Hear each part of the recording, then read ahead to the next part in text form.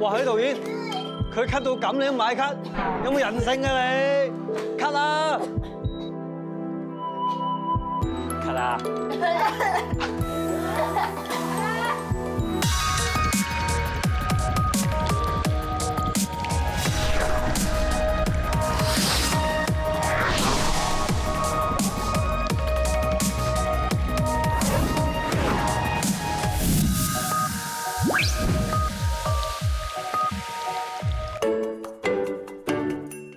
咳係人體正常嘅生理反應，作用係透過急速嘅氣流將呼吸道裡面嘅外來物，例如病原體同埋致敏原咳出嚟，清除佢。所以咳係身體自我保護嘅條件反射之一。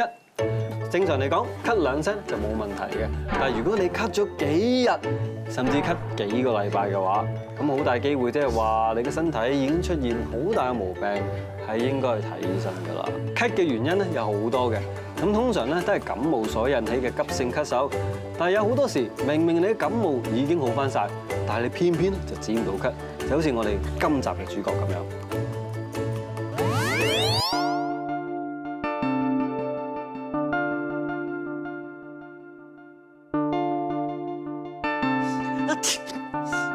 呢個情景係咪好似曾相識呢？你對上一次感冒係咪都好似阿峰一樣，以為好小事，諗住食粒感冒藥就冇事啊？流感高峰期又轉天氣，搞到我都中埋招添。我諗住食2粒感冒藥，第二朝會冇事啦。點知一起身周身骨痛，又打乞嗤，又發燒，我已經即刻睇醫生㗎啦。嗰陣時都冇咳得咁犀利嘅。西醫診斷為流感，開咗啲抗病毒劑、退燒藥、收鼻水藥、止咳藥、胃藥等俾阿峰。阿峰連續食咗5日藥之後，已經冇再發燒、尖寒尖凍、頭痛同身痛，鼻水都少咗，亦都冇狂打乞嗤，唯獨有個症狀係嚴重咗，就係咳啦。食完5日藥，其實已經好翻好多，起碼我翻到工先啦。但係個喉嚨就勁痕咯。越行我就越想咳，同埋好口渴，要狂飲水咯。於是阿峰再去覆診，今次西醫就開咗抗生素同止咳藥等俾佢，但係阿峰仲咳得嚴重過之前。日頭都好啲啊，我夜晚真係咳到想死啊！明明冇鼻水，但我喉嚨又勁痕喎。我每吸啖氣，我個喉嚨就好痕，係咁咳，係咁咳咁樣。你諗下幾辛苦啊！我 feel 到我喉嚨係有嚿痰喺度啦，但係咳極都咳唔到出嚟喎。總之我就唔知喺度咳緊乜嘢咁樣啦。我自從不停係咁咳之後咧，我精神就越嚟越差。我夜晚 OT 嗰陣咧就咳到集中唔到精神，夜晚咧翻到屋企又咳到瞓唔到。阿峰之後再去覆診，醫生指佢係敏感性咳嗽，繼續開抗生素、止咳藥等俾佢。今次仲增加咗支氣管舒張劑經口吸入藥，又係開翻啲藥俾我，我食藥都食到驚啦。仲都係咩啊？啲藥止唔到夜咳啊嘛，真係唔係講笑㗎。我有陣時咳到肋骨痛，嘢又食唔到，再唔係咳到想嘔添。唔好意思，等我睇睇 message 先。唉，今次真係咳到老婆都走佬啊！等我打個電話先。阿峰前後睇咗3次西醫，第一次係3月8日，食咗5日藥，流感症狀減退，唯獨咳嗽嚴重咗。去到3月23號，阿峰嘅咳嗽都冇好轉，到底係咩原因令到阿峰本來只係流感，最後演變成敏感性咳嗽呢？俗語都有話啦，醫生怕治咳啊，因為咳嘅原因咧真係5花八門㗎，就好似咧上呼吸道感染啦、支氣管炎啦，仲有肺炎等等咧，都好容易引發咳嗽㗎。另外啊，空氣質素差啦，再加上呢個食物敏感啦，做完劇烈運動後都有機會咳㗎。就好似阿峰咁啦，佢本身因為感冒所以引致咳嗽，但係到後尾佢所有感冒嘅症狀都好返，唯獨咳咧越嚟越嚴重，就變咗由感冒咳變咗做氣管敏感咳喎。到底係咩原因令到咳得衰咗咧？定係其實佢嘅咳嗽本身就唔係感冒引起嘅？定真係學坊間話齋食西藥啊，係治標唔治本㗎。嗱，先唔答呢位少女嘅問題先啦。但係咧，以阿峰嘅 case 嚟講啦，佢都慘㗎。嗱，好似佢成日戴住個口罩翻工，日日見住個同事戴口罩，我同事都避咗佢啦。最慘係佢太太啊，我日日同佢瞓㗎嘛，點瞓啫？但係其實佢哋分房瞓咪得咯。一時就試咗你哋冇同情心啊！借個口罩嚟啊，唔該。其實香港有唔少人都好似阿峰咁，感冒唔斷尾，伴隨嚴重嘅咳嗽。但當去到睇醫生嘅時候，除咗識同醫生講自己日咳夜咳好辛苦之外，根本冇辦法好好咁交代具體病情。如果你都好似阿峰咁，或者你都係久咳人士，不妨參考以下方式，多加留意自己嘅身體狀況，再話俾醫生知，藉以提高正確診斷機率。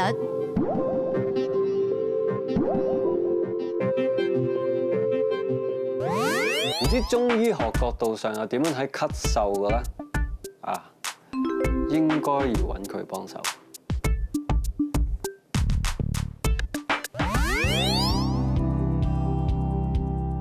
譚博士，我想問下咧，中醫學上咧係點樣認識咳嗽咧？係咪有分話外感咳嗽啦，同埋內傷咳嗽嘅咧？中醫學對於咳嗽的認識和治療具有悠久的歷史。咳嗽呢，既是肺系疾病的一個症狀，它也是一個獨立的一種疾病。在《黃帝內經》上，它就有對於咳嗽的記載。它提出五臟六腑皆令人咳，非獨肺也。它並且從臟腑的分類的方法上，把咳嗽分為肺咳、脾咳、腎咳、肝咳等。它和現代醫學上按照解剖學分類來對於咳嗽進行命名是相吻合的。一直到明代張景岳在《景岳全書》上，把咳嗽分為外感和內傷兩大類，在非常符合臨床的實際，一直沿用到現在。我哋睇翻咧，啱啱我哋呢集嘅主角啦，你又會點睇咧？阿峰這個情況呢，它主要是感冒後引起的咳嗽，主要是因為外感、六淫、伊利濕邪和環境因素所導致的，引起這個肺腧宣肅、肺氣上逆而導致的咳嗽。我們中醫通過辨證論治呢，把它診斷為咳嗽病，分類是外感咳嗽，屬於風邪伏肺症。啱啱睇個古仔咧，究竟係咩原因令到阿峰佢咳極都咳唔停咧？阿峰這個情況，他反覆的咳嗽不停，主要是因為患者體內的風邪他沒有去除，這風邪留戀於機體內，一遇到相關的刺激，就會引動體內的風邪，導致肺氣上逆，咳嗽不停。一般來說呢，我們運用止咳藥，只能單純的止咳，它並沒有去除咳嗽的病因風邪。另外，正常的咳嗽呢，可以使呼吸道內的病菌和痰液排出身體外。如果運用止咳藥止咳後呢，病菌和痰液就會停留在呼吸道內，從而使呼吸道內的炎症擴散，加重病情。我相信咧，香港人咧都會因為喂咳好似好小事啫，咁不如我揾啲偏方試下啦。有人又試過即係網上面有啲有教咧，燉個橙嚟食又可以止咳啊，跟住又話飲多啲暖水又可以止咳。其實呢啲偏方有冇用咧？偏方它是人們長期生活經驗的總結。如果應用得當的話呢，會有一定的效果的。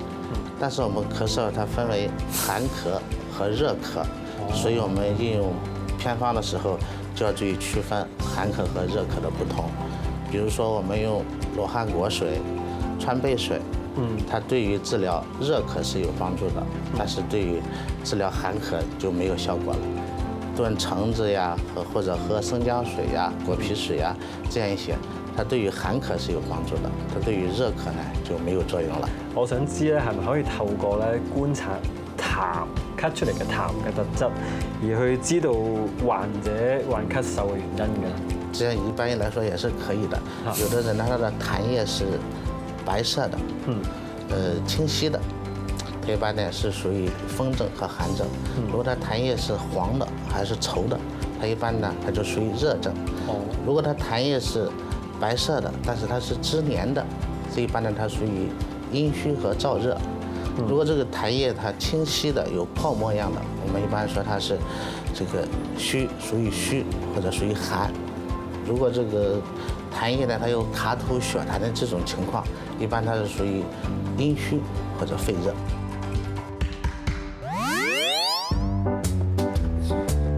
成日頭重、身重、腳重，離胎又好口，可能係屬於邊一種中醫嘅體質類型啊？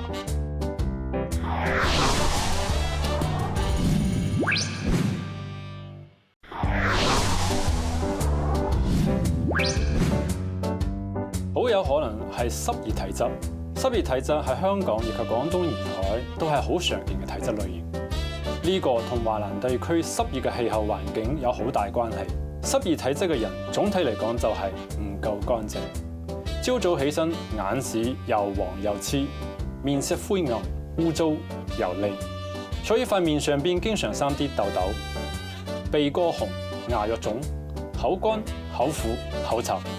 出啲汗味好重，身上嘅味又好重，腳嘅味好重，小便啲味都好重，大便啲味就更加重啦。而且好黏，好難沖得乾淨。個人又好重喎，頭重、心重、腳重，好似海綿吸咗水咁。濕熱體質嘅人脷苔經常又黃又厚。想知道你係咪濕氣好重？記得朝早 check 下你嘅脷苔啦。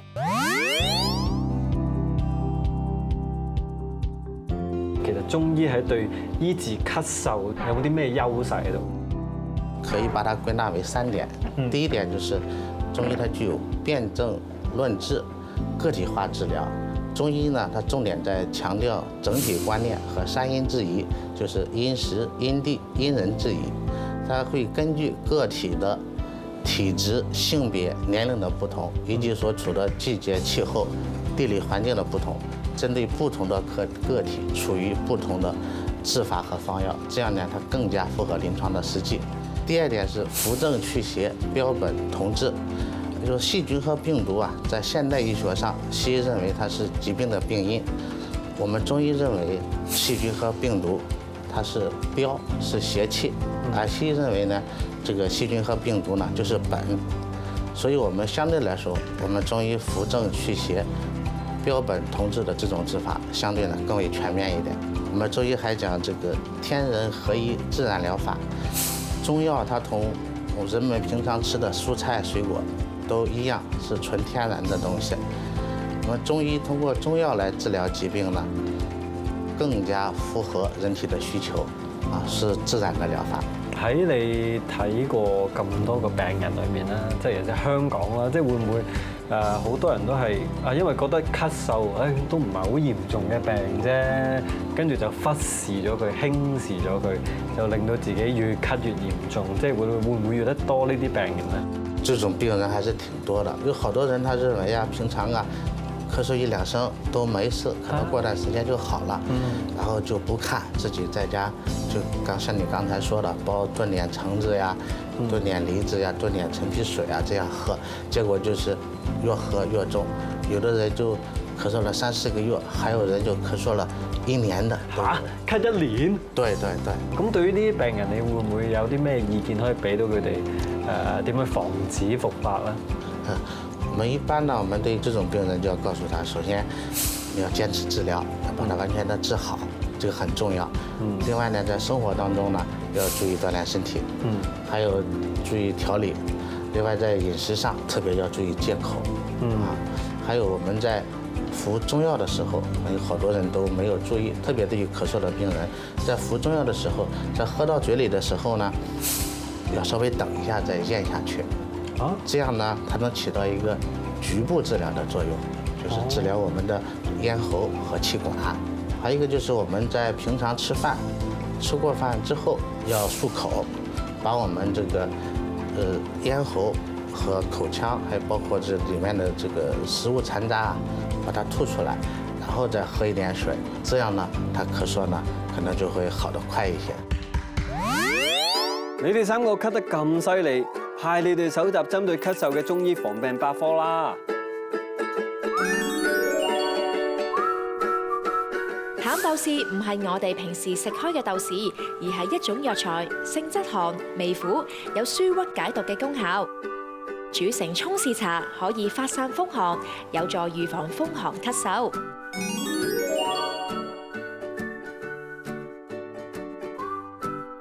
至於想預防風熱咳嗽同風燥咳嗽，可以飲用羅漢果雪梨冰糖飲。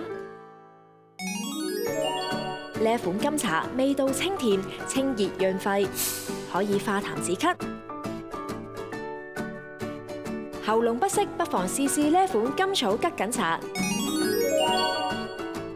甘草具抗炎、鎮咳作用，而桔梗可以去痰排膿、治外感咳嗽、舒緩咽喉腫痛。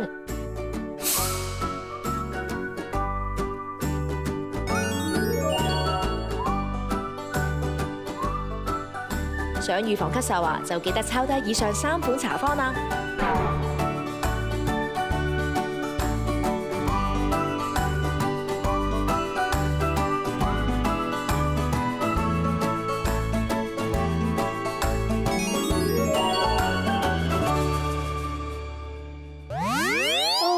煎炸嘢唔食得，海鮮又唔食得，魚生都唔食得，麻辣火又唔食得。仲有凍飲都唔飲得啊！哇，这么多东西都不可以吃，听起来病得好像很严重啊！究竟是什么病呢？咪就係咳咯。如果唔想成日咳，可以食啲咩嘢預防呢？好，我们今天针对咳嗽呢，要推荐一款食疗方法——冬瓜山药薏米粥。哦，咁呢個粥有啲咩材料啊？那这款粥呢，是由冬瓜、山药、薏米还有陈皮、同米一起煮成稠粥来食用。呢啲食材有啲咩療效呢？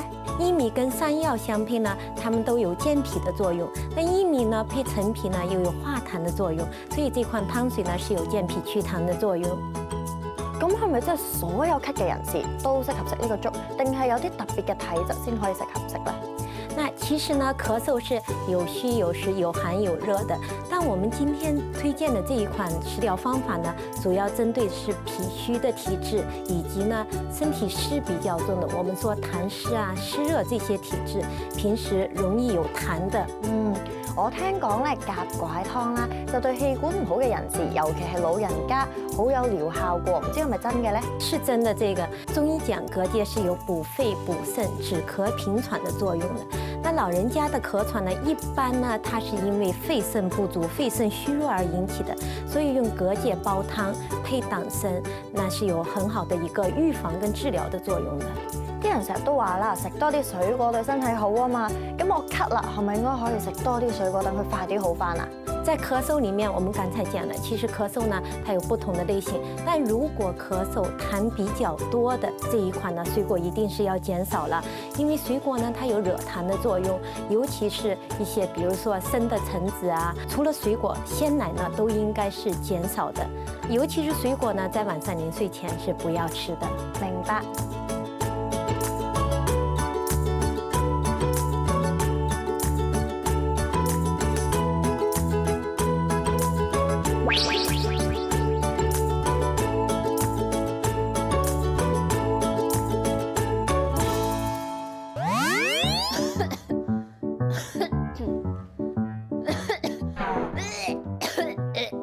Kathy 仔出嚟啦！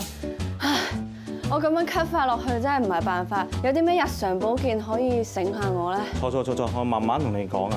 好，周博士。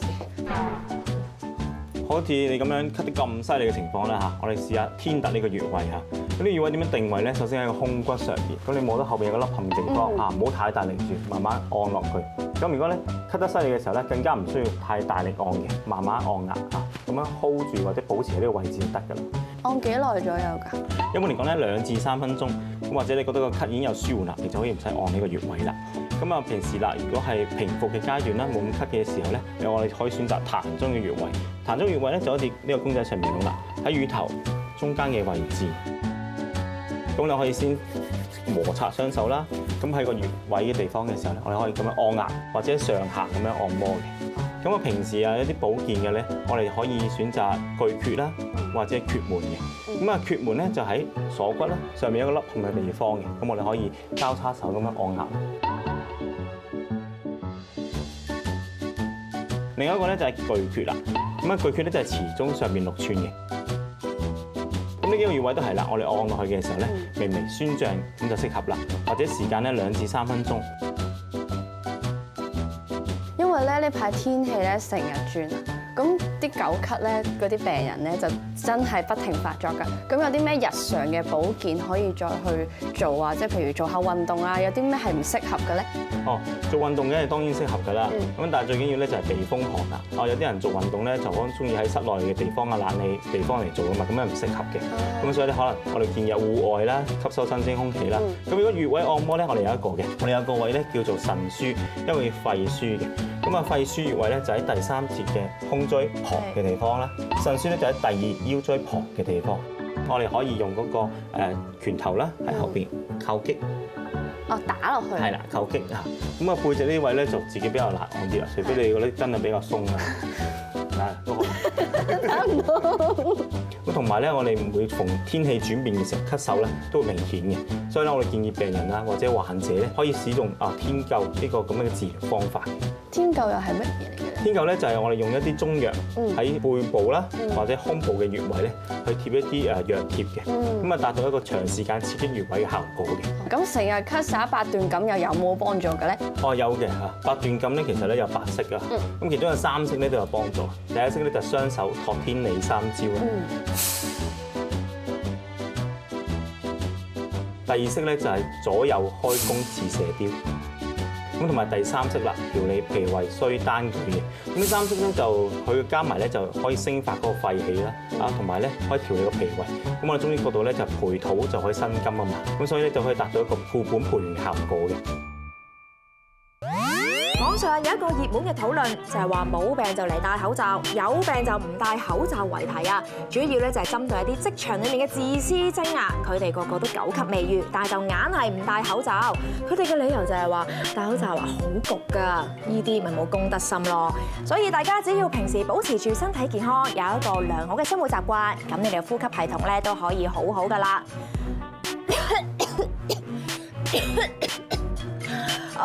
導演，咳唔該。